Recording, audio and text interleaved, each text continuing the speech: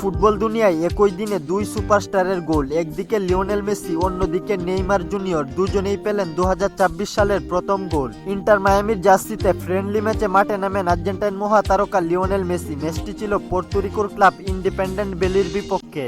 দ্বিতীয়ার্ধে মাঠে নেমে 70 মিনিটে পেনাল্টি থেকে নিখুঁত শটে গোল করেন লিওনেল মেসি। নতুন বছরের প্রথম গোল আর সঙ্গে আত্মবিশ্বাসী উদযাপন। বার্তা দিলেন এখনই থামছেন না লিওনেল মেসি। ফিনালিসিমা ও 2026 বিশ্বকাপ জেতার লড়াইয়ে নামতে প্রস্তুত তিনি।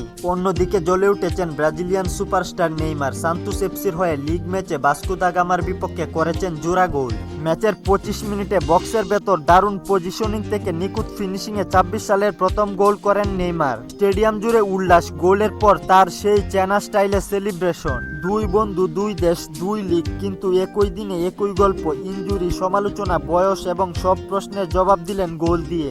2026 সালের শুরুতেই দেখা গেল মেসি নেইমারের হাসি মুখ। তাহলে এই বছরটা কি আবারও হতে যাচ্ছে এই দুই সুপারস্টারের?